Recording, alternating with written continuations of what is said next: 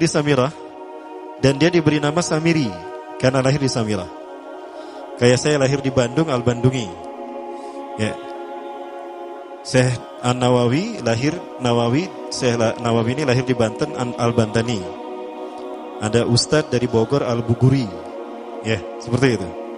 Nah, kenapa disebut Samiri? Karena lahir di Samirah. Dia lahir 100 tahun sebelum Nabi Musa diutus.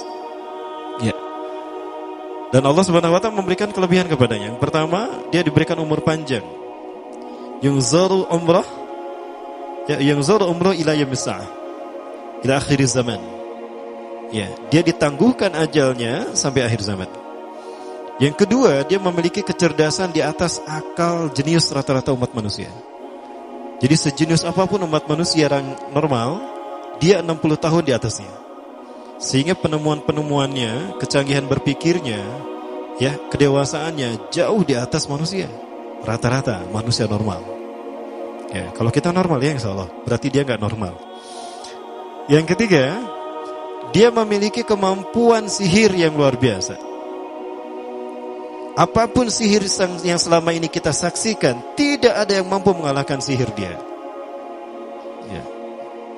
Sehingga saking luar biasa sihir yang dia miliki, seolah-olah orang mengenalnya selevel dengan Tuhan. Karena apapun yang semestinya menjadi perbuatan Tuhan, Dajjal bisa melakukannya. Nah, ini saking hebatnya sihir Dajjal. Ya. Jangankan Samiri atau Dajjal, Sai Baba saja. Pernah dengar Sai Baba ya? Seorang manusia supranatural, manusia yang lahir dari desa Nilayam Putraparti, India Selatan. Dia pun memiliki 20 ciri-ciri Dajjal. Apa yang bisa dilakukan Dajjal, 20 diantaranya dia bisa. Ya, itu Sai Baba. Dan tahun 95, Sai Baba pernah menginjakkan kakinya di Nusa Tenggara Timur. Saat itu Nusa Tenggara Timur, Indonesia Timur dalam kekeringan. Kayak sekarang nih, kering ya. Ini udah mulai musim kering nih. Saya sedang menghitung hari. Kalau kering seperti ini terjadi 3 tahun, waspada. Karena sebelum Dajjal muncul, akan ada musim kering selama 3 tahun berturut-turut. Apakah ini tahun pertama dari 3 tahun tadi? Wallahu a'lam. Baik. Nah, Sai Baba datang ke Nusa Tenggara Timur. Dia menginjakkan kakinya 3 kali. Kakinya dihentakkan begitu 3 kali. Lalu dia mengatakan kepada air, ya lama, khuruj. Hai air, keluar engkau. Maka air pun keluar. Sampai sekarang. Sampai ada toren besar dibangun untuk menampung air yang dikeluarkan oleh dia. Pada dasarnya ini adalah izin Allah. Namun ini istidrat bagi dia. Nah, diberi nama, di tulisan di torennya itu tulisan Sai Baba Water Foundation. Itu tahun 95. Namun sekarang dia sudah mati. Ya, alhamdulillah. Alhamdulillah, saya bersyukur pada Allah dia sudah mati. Ya, dan dia sedang dipukuli oleh malaikat Zabaniyah di kuburnya. Kamu ya yang aku Tuhan, hobuk dipukul tuh sama malaikat Zabaniyah. Baik. Nah, jadi Dajjal bisa melakukan, Samiri ini bisa melakukan apapun yang dia inginkan.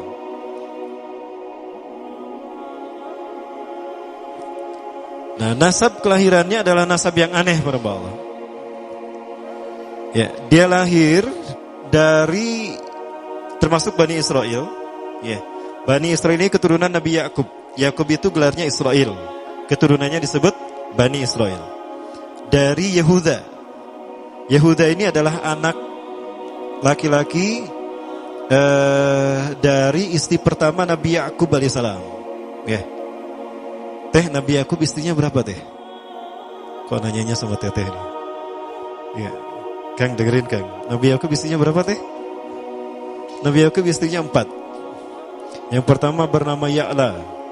Dari Ya'la ini melahirkan 6 orang. Salah satunya bernama Yehuda dan Lewi. Lewi melahirkan Nabi Musa alaihissalam. Yehuda melahirkan bangsa yang kita kenal Yahudi. Salah satunya Yehuda ini melahirkan generasi yang pada akhirnya melahirkan Samiri. Ya. Kalau Rahil istri yang kedua, dan ini istri yang paling dicintai oleh Nabi Yakub, melahirkan 2 anak, Bunyamin dan Nabi Yusuf. Nabi Yusuf dan Bunyamin. Yang lainnya juga sama melahirkan 2 anak. Kahit dari Ya'la melahirkan 2 anak, Dam dan Naftali. Ya. Anak tertua dari Nabi Yakub dari istri pertama bernama Robin. Ya. Apakah Robin Hood? Saya tidak tahu. Yang penting hampir sama namanya Robin. Nah, dari Yehuda inilah lahir Samiri. Nah, ayah dan ibunya, kakek dan nenek Samiri ini adalah para penyembah berhala. Karena Samiroh saat itu terkenal penyembah berhala. Nah, ayahnya ini lahir dari proses perzinahan adik dan kakak, incest. Adik dan kakak berzina, lahir ayahnya. Adik dan kakak berzina, lahir ibunya. Jadi ayah dan ibunya ini lahir dari proses yang haram. Dan ketika ibunya menstruasi, disetubuhi sama ayahnya. Jadi itu, peluangnya dari 2000 persetubuhan dalam keadaan menstruasi, 1 bisa jadi. Karena menurut penelitian medis juga, bahwa darah kotor tidak menghalangi terjadinya fertilisasi. Tidak menghalangi terjadinya reproduksi manusia. Jadi tetap pembuahan ovum oleh sperma bisa terjadi walaupun ada dalam medium darah kotor, menstruasi. Ya. Nah, ketika itulah hamil dan lahirlah Samiri. Rasulullah SAW menyebutkan dalam Musnad Imam Ahmad, ya, ayah dan ibu Dajjal ini melewati perkawinannya selama 30 tahun tanpa melahirkan seorang anak pun. Dan di tahun ke-30 pernikahannya melahirkan Dajjal, melahirkan Samiri. Kelahirannya ini akan menjadi petaka bagi kedua orang tuanya. Dia adalah orang yang paling sedikit manfaatnya dan paling banyak keburukannya bagi manusia, terutama bagi kedua orang tuanya. Bahkan ketika dia lahir, alam semesta menolak kelahirannya. Dordar gelap, hujan badai, petir. Itu terjadi di malam di mana Samiri dilahirkan. Seolah-olah alam menolak kehadirannya. Ya, seolah-olah alam menolak kehadirannya. Nah, sejak lahir sampai usia 5 tahun dia tidak netek sama ibunya. Kebayang, 5 tahun air susu ASI tidak ditetekkan. Itu yang menyebabkan terjadinya kanker payudara. Maka ibunya pun meninggal gara-gara kanker payudara ini. Ya, saya dapat berita dari beberapa orang pengidap penyakit kanker payudara. Rata-rata penyakit kanker payudara ini terjadi karena ketika menetekkan itu hanya sebelah. Ya. Jadi ibu-ibu yang hamil, yang menyusui, upayakan dua-duanya disusukan. Ya, karena apabila cuma satu saja, yang satu itu yang akan terjadi peluang resiko besar resikonya terkena kanker payudara. Nah, ibunya meninggal gara-gara itu. Terbukti apa yang disabdakan Rasulullah. Kelahirannya menjadi petaka bagi kedua orang tuanya. Begitu pula ayahnya, maka ayahnya menjadi single parent. Ya, single parent apa single parent? Ya itulah ya, single parent. Dibacanya parent ya, parenting. Nah, kemudian di tahun yang kelima, sejak lahir sampai 5 tahun, kenapa dia menetek pada ibunya? Karena kerjanya tidur melulu. Disebut mati, dia bernafas dan cuma berdetak. Disebut hidup, dia tidak bergerak. Antara hidup dan mati. La yamutu wa la yahya. Nah, maka di usia ke-5 tahun, nah ini terjadi peristiwa yang menarik. Apa itu? Samiri bangun dari tidurnya di tengah malam dan tidak ada orang yang menyadari Samiri bangun. Dia merangkak dan pindah ke berhala yang terbesar. Ya, saya tidak tahu apakah berhala yang terbesar ini Marduk. Kalau di zaman Nabi Ibrahim, berhala terbesar itu Marduk yang tidak dihancurkan oleh Nabi Ibrahim.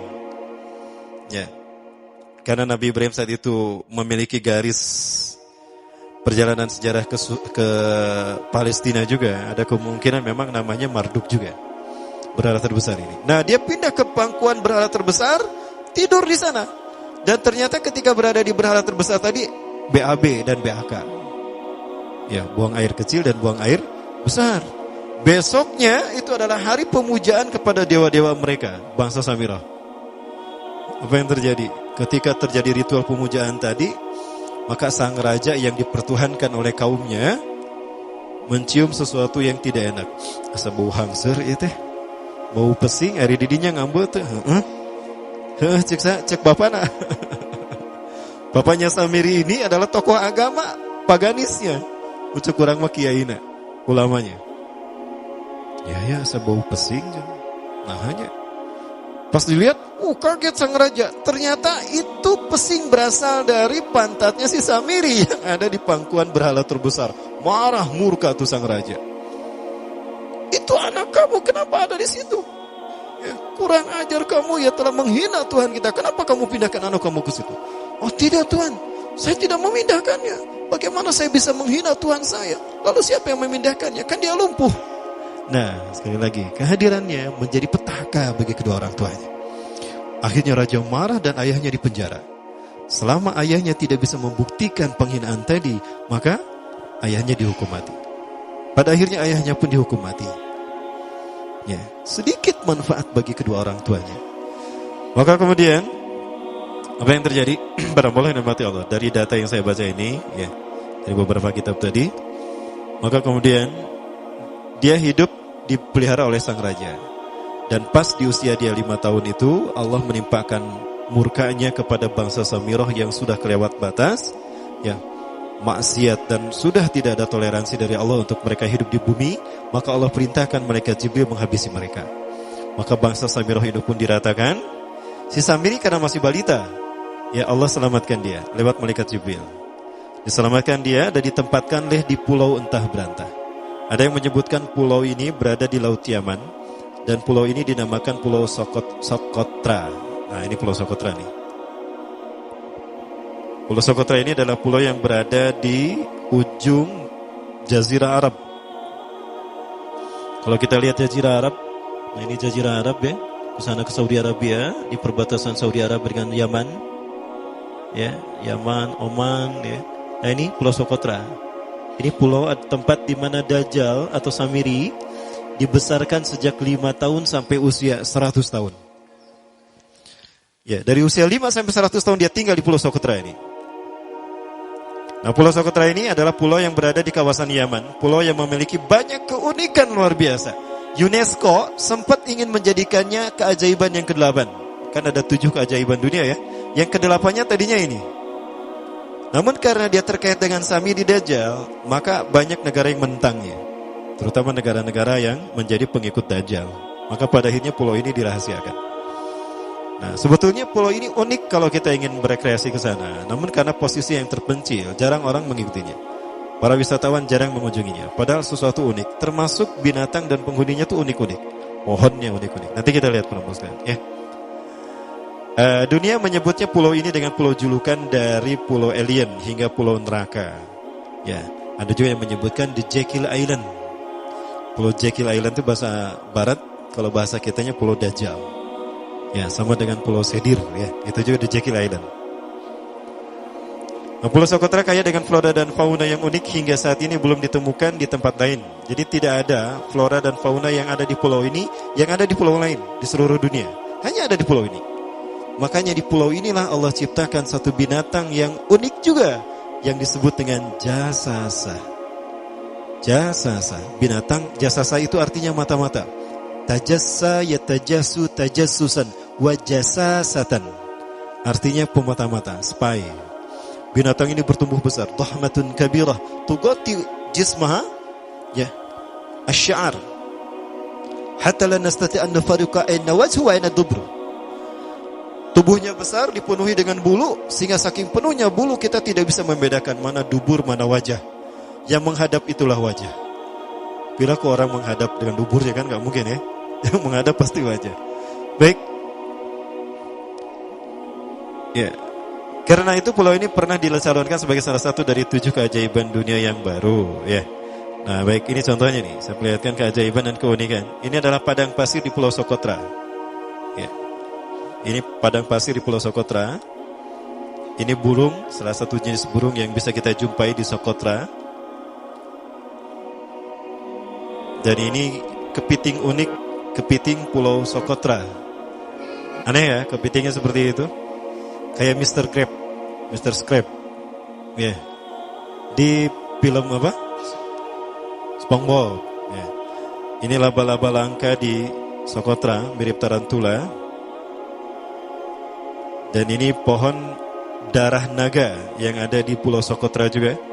Pokoknya pohon-pohonnya unik, arah aneh pokoknya. Nah, ini salah satu jenis pohon Dorstenia Socotra. Dan ini juga pohon yang lain, pohon Dendrosisaios Socotra. Ya saya menyebutkan lagi ya.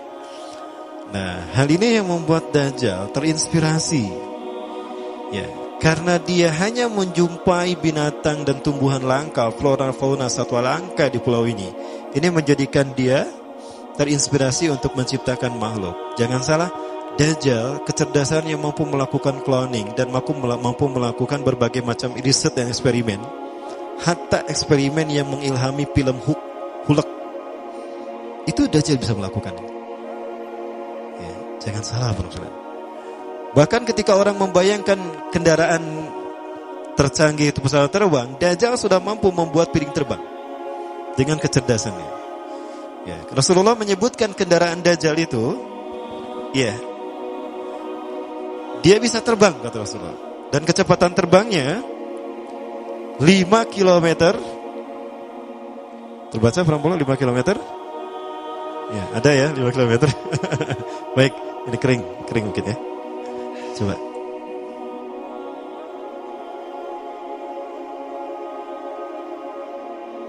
5 km per sekon. 1 detik 5 km. 5 km dari sini kemana? Sakicep ya. Sakicep 1 kedip ya. 1 detik sakicep. 1 detik 5 km. Dari sini ke Pasteur lebih ya. Dari sini bukan ke Pasteur ya, ke alun-alun Cimahi lah. 1 kedip sudah ada di alun-alun Cimahi, 1 kedip sudah ada di Tagog Padalarang, 1 kedip sudah ada di Ciranjang, Raja Mandala, 1 kedip sudah ada di Ciranjang. Hanya dengan berkedip-kedip dia berkeliling dunia. Ya, kecepatan ini diambil dari hadis Rasulullah. Berapa kecepatannya Rasulullah ketika dia terbang di muka bumi? Ya, kendaraan yang dia gunakan itu kecepatan terbangnya seperti awan yang ditiup angin, kata Rasulullah. Dan awan rata-rata ditiup angin itu 5 km per sekon. Ya. Dan jarak dari satu telinga ke telinganya, artinya setengah diameter atau diameter kepalanya, keledai yang dia gunakan, Rasul menyebutnya keledai, itu arba'una zira, 40 hasta, 27 meter. Ya. Diameternya itu 27 meter. Keledai macam apa yang jarak dari satu telinga ke telinganya 27 meter? Kalau bukan piring terbang. Ini bisa 24 meter kan? 27 meter, bisa tidak? Bisa, dan kecepatannya pun sama. Saya sudah mengumpulkan data di satu flash disk tentang UFO. Dan UFO ini pernah muncul di jalan di Ciberem, flyover Cimahi, Cimindi. Itu teman saya yang menjadi saksinya. Saya tanya, Pak, kenapa terlambat kajiannya, Pak? Saya tadi meliput sesuatu yang luar biasa. Ada UFO bergerak di tempat di mana saya berjalan. Itu dari flyover Cimindi, bergerak dari arah Ciberem ke Tagog Cimahi. Cepat sekali, luar biasa. Itu tahun 93 lah. 93-94 kurang lebih. Dan pernah meninggalkan jejak Cop Circle di Yogyakarta. Nah, Cop Circle itu adalah jejak UFO yang menjadi isyarat instruksi bagi para pelaku konspirasi dunia. Bagi para konspirator dunia. Siapa? Para kalangan Illuminati. Ya. Baik, apabila dirahmati Allah. Apalagi kemudian boleh saya berdiri ya? Nih, ya. Baik. Karena saya harus membawa ke sana juga. Berikutnya apa? Nah, di dalam Al-Quran Dajjal tidak disebut secara eksplisit. La yuzkaru Dajjal qat'an fil Quran. Dajjal tidak disebut secara qat'i di dalam Al-Quran. Kenapa? Yang namanya fitnah tidak disebut secara qat'i. Adapun dibahas secara detail itu di dalam hadis. Ya. Maka posisinya sama kuatnya dengan Quran. Karena fungsi hadis terhadap Quran itu ada 3. Ya. Ada 3 fungsi hadis terhadap Quran. Yang pertama, bayan ta'kid. Bayan ta'kid. Apa itu bayan ta'kid? Fungsi hadis menguatkan hukum atau penjelasan nas yang ada dalam Quran. Sebagai contoh, di dalam Quran ada kewajiban ibadah saum. Ya ayyuhalladzina amanu kutiba alaikumus syamu kama kutiba alal ladzina min qablikum alaya. Ada perintah saum, maka di dalam hadis juga ada. Ya. Man shoma Ramadhana imanan wa ihtisaban ghufira lahu ma taqaddama min dhanbi, kata Rasulullah. Ya, saum juga disebutkan dalam hadis. Nah, maka hadis yang menjelaskan tentang saum ini fungsinya bayan ta'kid kepada Quran. Yang kedua, fungsi hadis terhadap Quran adalah bayan tafsil wa tafsir. Bayan tafsir artinya menjelaskan apa yang ada dalam Quran. Sesuatu yang tidak dibahas secara mendetail dalam Quran dibahas secara detail di dalam hadis. Bahkan dirinci oleh hadis, tafsil. Ya, itu fungsi yang kedua. Nah, fungsi yang ketiga dari hadis terhadap Quran adalah bayan tasyri'. Bayan tasyri', yaitu fungsi hadis dengan menetapkan hukum yang tidak dibahas di dalam Al-Quran. Ya, di dalam Al-Quran Allah hanya menyatakan innallaha yuhibbut tawwabin wa yuhibbul mutatahhirin. Allah cinta kepada orang yang bertaubat dan mencintai orang yang membersihkan dirinya. Nah, di dalam hadis Rasulullah SAW memberikan syariat menggosok gigi. Tasawwaku fa innaha min sunanil mursalin. Watuhuru satrul iman. Ya. Bersiwaklah kalian, gosok gigilah kalian, karena bersiwak itu adalah sunnahnya para nabi dan rasul. Ya. Jadi yang antara gosok gigi, dia tidak mengikuti sunnah rasul. Ya. Baik. Nah, itu permasalahan. Baik. Nah, di dalam Al-Quran ada beberapa ayat yang menurut para ulama ini terkait dengan Dajjal. Nah, peristiwanya adalah terkait dengan peristiwa Nabi Musa dan Samiri. Ya. Mulai ada nama Samiri di sini. Nah, di dalam Quran surah Toha disebutkan di dalam beberapa ayat. Yang pertama ayat ke-83 dan 84. A'udzubillahi minasyaitonirrajim. Wa ma ajalaka an qaumika ya Musa? Dan apakah yang membuat engkau tergesa-gesa meninggalkan kaummu hai Musa? Ketika ada 10 perintah Allah yang akan diterima oleh Nabi Musa yang kemudian disebut dengan Ten Commandment oleh orang-orang barat, Nabi Musa meninggalkan kaumnya Bani Israel, ya, di belakang bersama Nabi Harun. Nabi Musa tergesa-gesa karena Nabi Musa ingin segera mendapatkan perintah Allah. Ya. Maka Nabi Musa menjawab, qalahum ulai ala athari. Mereka ada di belakangku ya Allah. Wa ajiltu ilaika rabbi litardo, dan aku menyegerakan diri kepadamu ya Allah agar kau ridho kepadaku. Aku ingin segera memenuhi perintahmu. Nah, itu yang dijawab oleh Nabi Musa. Maka Allah kemudian menerangkan kepada Nabi Musa. Nah, ini dua ayat yang berikutnya. Qala, Allah berfirman, fa inna qad fatanna qaumaka min ba'dika wa adallahumus samiri.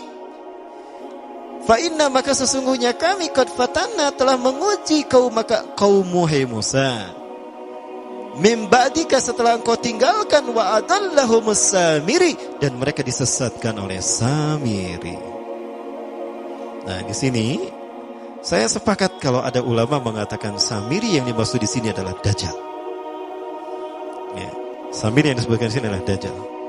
Ya.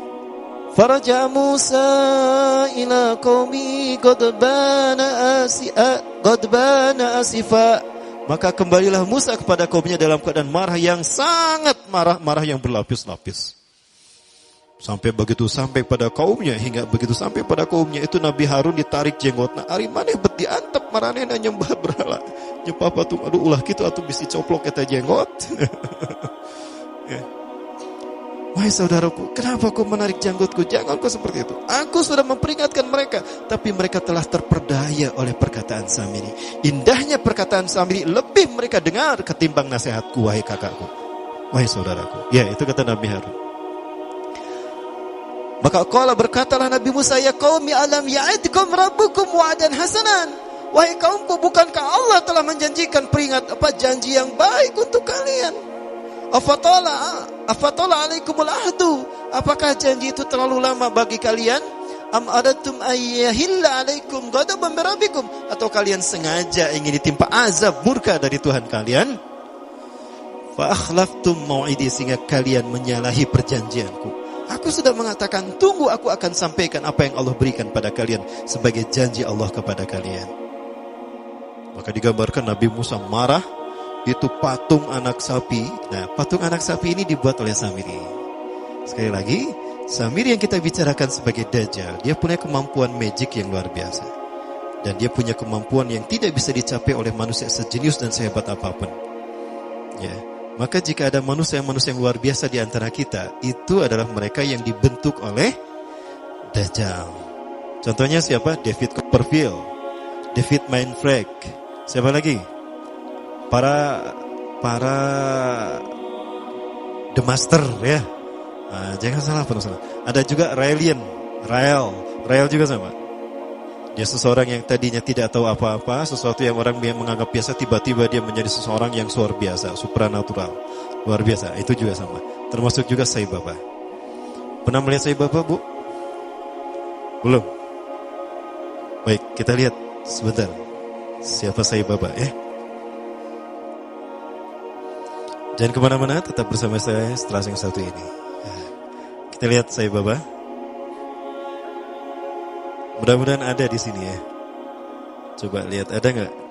Ada. Ini Sai Baba nih. Ini dia Sai Baba.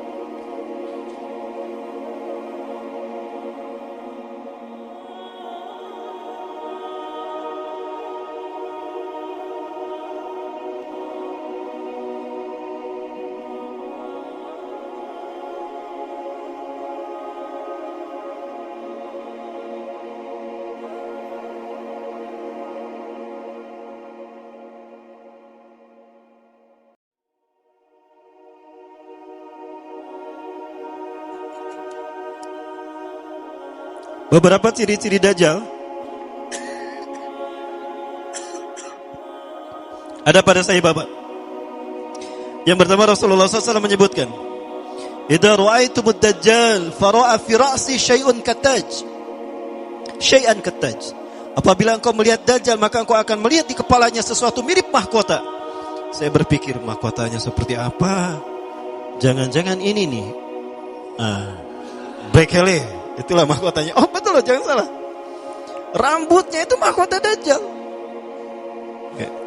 Kemudian dari aura tatapan matanya adalah sihir. Maka siapapun yang terkena pas tatapannya bertemu, itu maka dia ada dalam kendali Dajjal.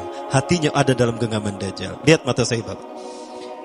Dan Sai Baba selalu menggunakan pakaian yang digunakan oleh Nabi Isa, kata Rasulullah nanti.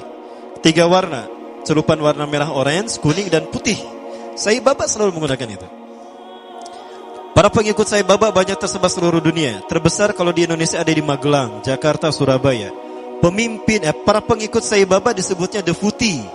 Pemimpin Defuti Indonesia, pengikut Sai Baba adalah pemimpinnya Anand Krishna. Pernah mendengar Anand Krishna ya?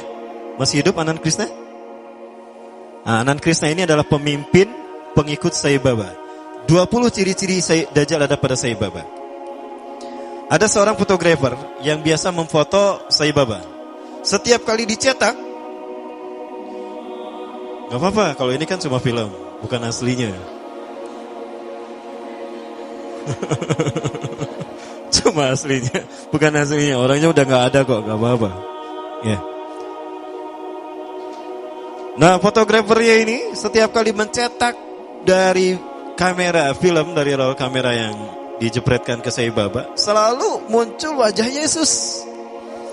Makanya berkata, "Wahai Sai, kenapa setiap kali saya mencetak foto Anda di kamera saya ini, selalu wajah Yesus yang muncul?" Coba lihat. Ketika diperlihatkan, itu reinkarnasi saya yang terakhir, kata dia. Itu reinkarnasi yang terakhir. Dan sebentar lagi dia akan datang. Kapan? Ya, sekitar 8 tahun lagi. Ya, 8 tahun dia meninggal tahun berapa? Kemarin 2000 berapa? Bukan 8 ya. 18 apa 8? 18. Jadi 2024.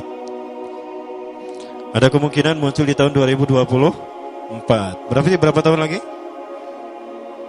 6 tahun lagi. Sudah siap? Kang, mau kapan kawin, Kang? Keburu Dajjal nanti muncul. Ya, kalau Dajjal udah muncul gak akan sempat walimah, Kang. Teh, mau besok kawin teh? Kang? Baik. Alhamdulillah, gara-gara saya sering mengatakan ini, undangan langsung datang 3 macam, 300. Undangan nikah dari pemuda. Pas lihat, terima kasih Ustaz. Saya gak mau ketika saya menikah Dajjal keburu datang. Oh enggak, itu versi saya. Baik. Nah, kemudian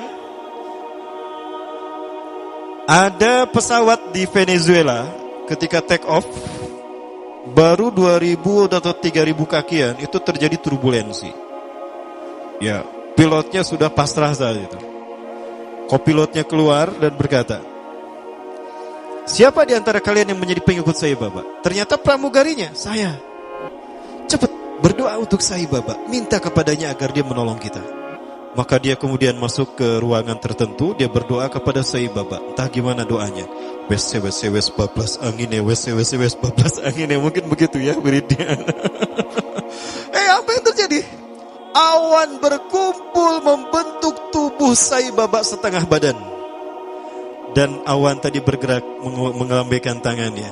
Maka seketika itu pula turbulensi hilang dan pesawat itu normal kembali dan bisa mendarat di tempat tujuan. Landing dalam keadaan aman. Nah ini Sai Baba. Berikutnya juga, ya, masih terkait Sai Baba. Ada seorang janda punya anak 4. Dia datang pada Sai Baba dan berkata, wahai Sai, Anda adalah Tuhan kami, Anda Tuhan saya. Saya seorang janda sudah 4 tahun ditinggalkan oleh suami saya. Saya punya anak 4, kami miskin Sai. Kami ingin merubah hidupnya. Anda adalah maha kaya Tuhan kami, tolong kami beri karunia. Sai Baba hanya menggerakkan tangannya, maka emas keluar dari tangannya. Diberikan pada wanita janda tadi. Ada seorang syekh dari Arab ingin menghujah Sai Baba. Ingat Rasulullah pernah berkata, ketika kalian melihat Dajjal, lari menjauhinya. Jangan kalian mendatanginya, karena sekuat apapun hujah kalian, jika kalian tidak yakin dengan keimanan kalian, kalian akan menjadi pengikutnya. Akan ada seseorang ketika Dajjal muncul, dia datang menghampiri Dajjal. Yahujja bihujatihi, dia menghujah dengan kemampuan pikirnya. Fasara tabi'an lahu haqqa tabi'in. Ternyata dia menjadi pengikut Dajjal yang setia. Ini terjadi pada Sai Baba. Seorang syekh dari Arab Saudi, maaf dari Timur Tengah. Saya tidak sebut Arab Saudi ya, keceletot. Datang menghampiri Sai Baba. Sai Baba berkata begini, kamu ragu saya Tuhan kamu?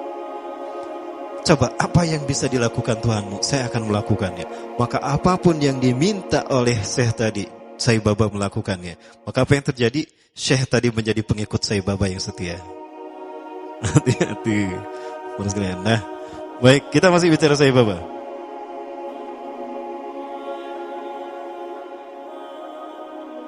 Penuh sihir kan tatapannya ya? Begitulah Dajjal. Dajjal lebih dahsyat daripada ini. Suatu saat Sai Baba pernah diundang ke Amerika.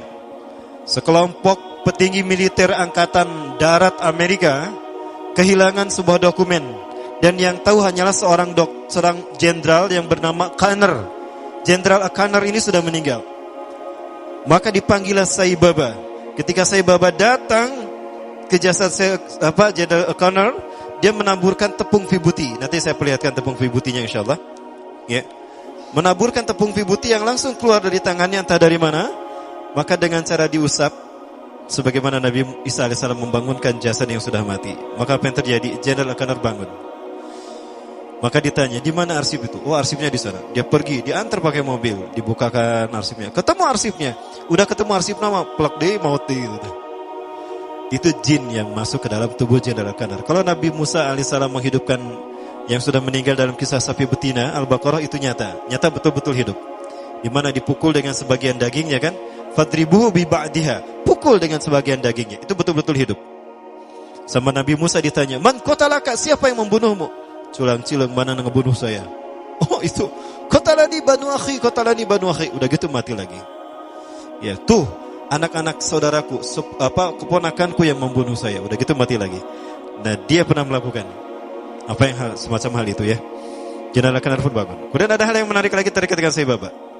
Saya coba perlihatkan tepung vibuti yang dia keluarkan, yang dengannya dia menyembuhkan orang yang buta, ya, menyembuhkan orang yang membangunkan orang yang sudah mati. Tapi sekali lagi, ini biiznillah. Dengan izin Allah, Allah mengizinkan kepadanya untuk melakukan itu sebagai sebuah istidraj. Apa istidraj? Rangsangan, ya. Apakah dia mau bertobat atau kembali kepada Allah Subhanahu wa taala? Sebelum ini muncul, ya ini agak lama. Coba saya ulang kembali.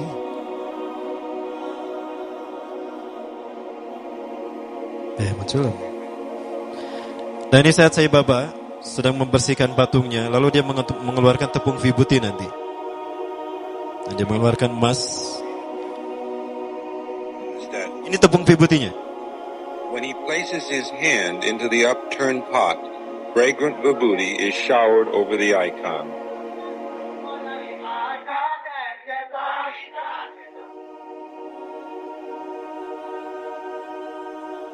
When Sai Baba removes his hand from the upturned pot, the vibhuti ash stops flowing. Seseorang berani menjual rumahnya, menjual mobilnya demi mendapatkan tepung vibhuti walaupun hanya setitik saja.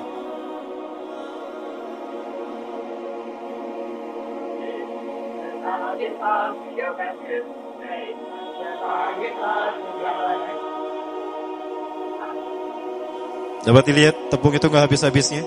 Inilah sihir dia. Ya. Coba yang lain, coba lihat. Nah ini dia ketika mengeluarkan emas. Itu tepung vibhuti yang dia keluarkan.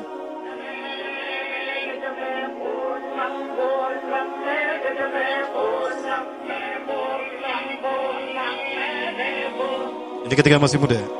Rasulullah SAW menyebutkan Samiri atau Dajjal itu dia mandul, tidak suka kepada lawan jenis, dan dia tidak menikah. Termasuk Sai Baba juga sama. Dia ngejomblo seumur hidup. Ya, dan dia sudah mati. Baik, Bismillahirrahmanirrahim. Nah, kemudian kita kembali ke kajian kita. Waktu kita masih ada? Sampai jam berapa? Sampai maghrib.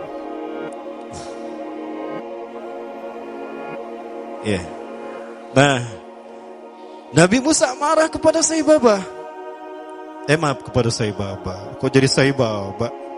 Nabi Musa marah kepada Samiri. Maka kemudian Samiri pun diusir sama Nabi Musa. Ya. Qala, berkata Nabi Musa kepada Samiri, "Fama khatbuka ya Samiri?" Ya. Maka apa yang mendorongmu untuk melakukan itu, hai Samiri? Saya lupa promosikan, menceritakan. Saya cerita dulu sebentar. Ya, sebetulnya nanti ada itu pembahasannya. Tapi entah di slide keberapa. Nah, Samiri sejak dipindahkan ke pulau Yaman yang tadi dinamakan Pulau Sokotra, ya. Di sana dia tinggal dari usia 5 sampai 100 tahun. Kerjaannya adalah bangun, makan, minum, tidur, bangun, makan, minum, tidur, bangun, makan, minum, tidur. Begitu sampai usia 100 tahun. Samiri ini.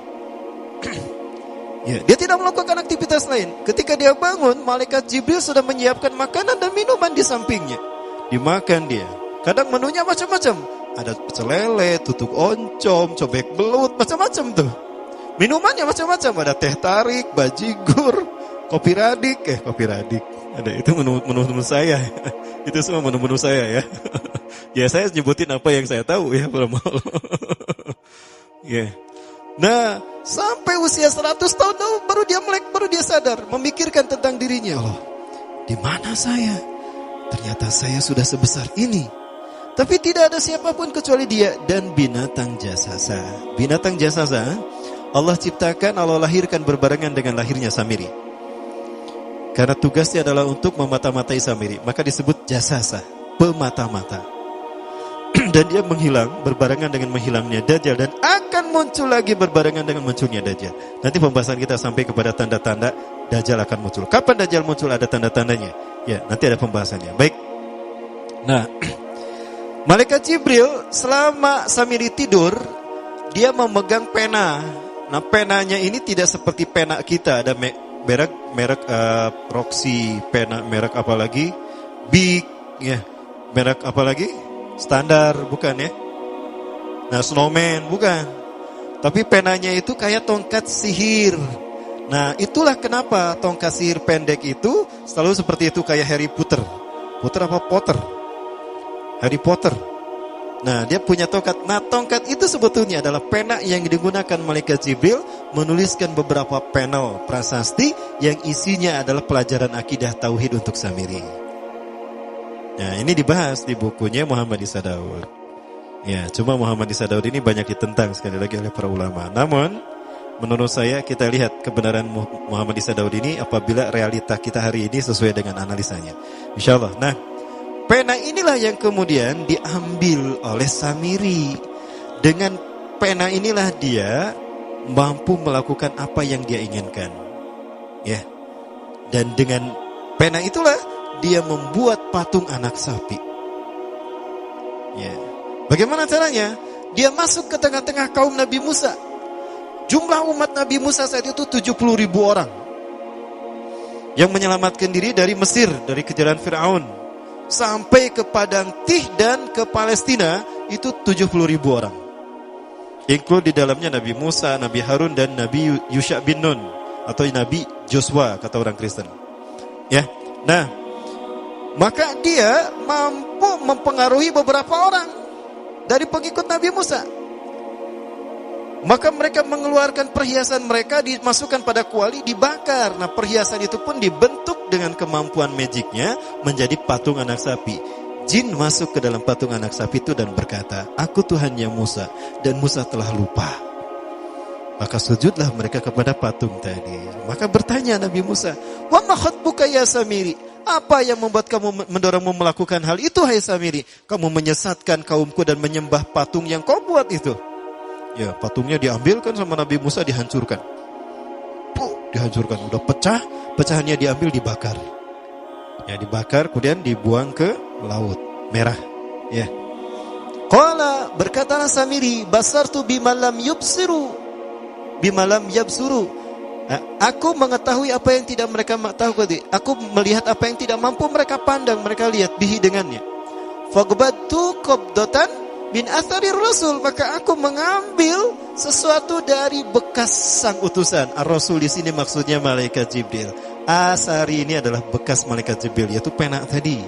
Ya, menurut ahli tafsir, fanabastuha wa kadzalika sawwalat li nafsi. Ya, aku mengambil segenggam dari jejak Rasul itu dan aku melemparkannya, dan demikianlah nafsuku membujuknya. Ya. Dengan pena tadi dia ambil tanah yang menjadi jejak Nabi malaikat Jibril, jejaknya diambil, dimasukkan ke kuali, maka dibentuk dengan kemampuan, dengan keinginan dia melalui pena tadi. Ya. Maka kemudian apa yang terjadi? Nah, ini kata Nabi Musa.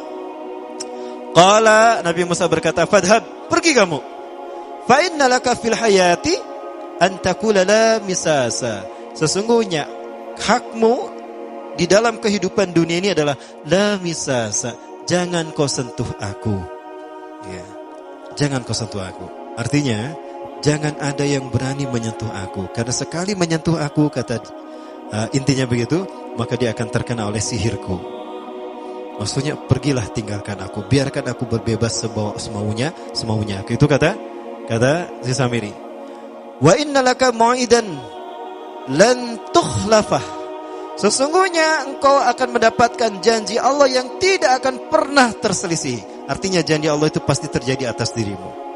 Ya. Wangzur ila ilahika. Ya. Maka lihatlah Tuhanmu yang kamu tetap menyembahnya. Alladzi talta zalta alaihi akifan. Lanuharrikannahu thumma lanahsifannahu fil yammi nafsan.